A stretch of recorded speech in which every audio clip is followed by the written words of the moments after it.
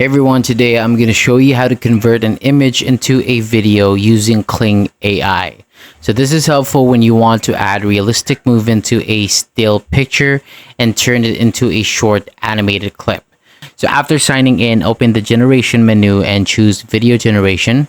And at the top, you will see different video models. So select one of the available models, then find the section where you can upload your starting image. So for this example, I'm going to use a picture of a swan swimming on a lake.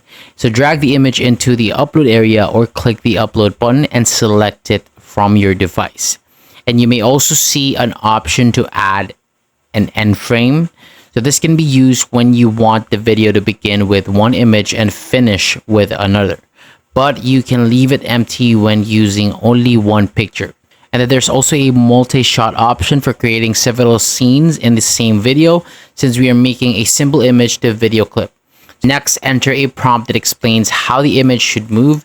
So for example, you can ask Kling AI to make the swan slowly swim across the lake while the water moves gently and the camera slowly moves forward. You can also use the prompt enhancement feature to receive a suggested prompt based on the uploaded image. And after adding the prompt, choose the video settings, select the resolution, aspect ratio, and duration that you want. So keep in mind that longer videos and higher settings may require more credits. So for a basic test, you can choose 720p and a duration of 5 seconds. And once everything is ready, click generate, and then Kling AI will process the image and create the video.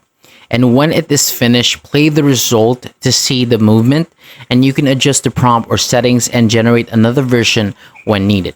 So that is all for today. Thank you so much for watching. For more videos like this, hit the subscribe button below, and I'll see you on the next video.